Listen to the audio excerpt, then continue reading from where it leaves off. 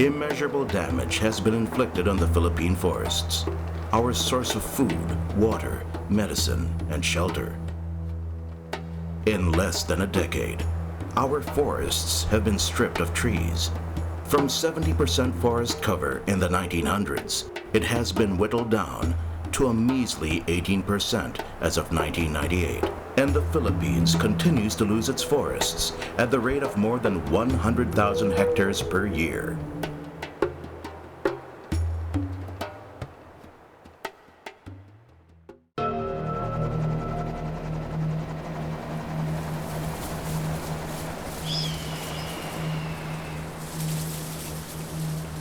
More than 100 areas nationwide are now prone to flooding and landslide, due mainly to massive deforestation, geologic hazards, and soil conditions.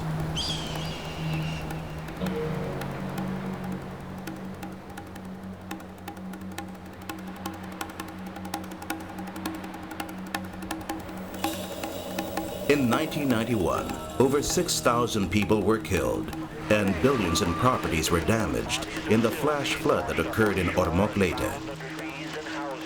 In 2001, southern Mindanao and Caraga suffered from landslides and flash floods, leaving more than 200,000 people homeless. In 2002, killer flash floods destroyed more than 600 million worth of crops and infrastructures in many places across the country.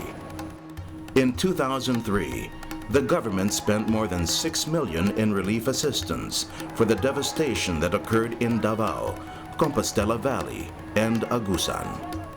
Only last year, another flash flood tragedy happened in Quezon, Bulacan, Nueva Ecija, and Isabela. Immediately after the December 2004 tragedy, the government suspended all logging permits in the country and ordered a review of the operator's performance.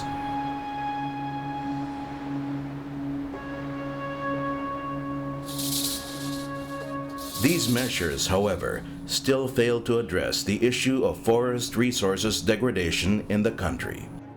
They also perpetuate the limited view of forests as simply sources of wood and timber, and not the backbone for biodiversity and critical ecological services.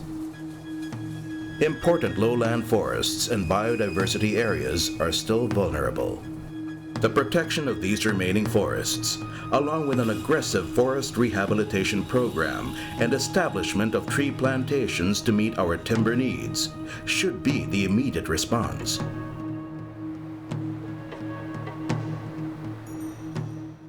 Indignant and intolerant, Haribon had to reinforce its advocacy for the conservation of our remaining forests. It championed the anti-logging campaign in Palawan in the 80s with the active support of local communities and had not stopped implementing site conservation actions since then. By partnering with various media organizations in broadcast and print, Haribon reached as many people as possible to support its campaign. 1,000,000 pirma. In February 2005, Haribon relaunched its Boto sa Inang Bayan, or Million Signatures campaign against logging and mining. Boto para sa Inang Bayan calls on all the government officials of the Philippines to consider forest conservation and management as a strategy for the long-term survival of the nation and its people, to implement a nationwide total commercial log ban and a no mining policy in natural forest areas,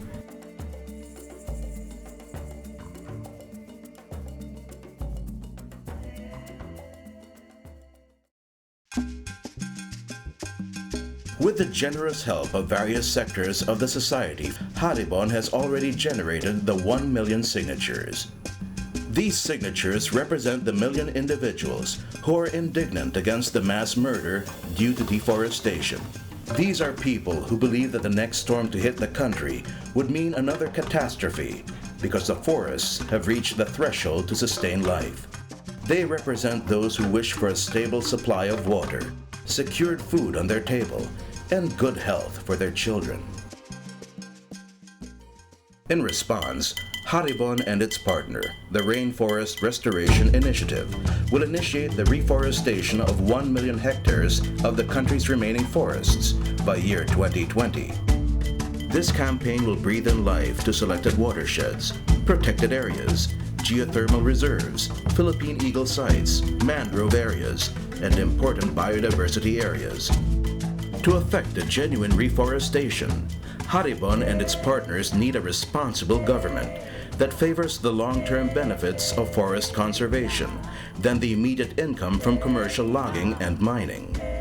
There is a need for a legislature that is supportive of genuine forest restoration for the Filipino people,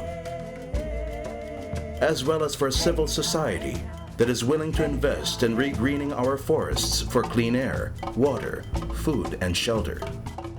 Everyone's support matters in bringing the country's dying forests back to life, not only for the vanishing plant and animal species, but even more so for those who wish for a brighter future for this generation, and the next, and the next.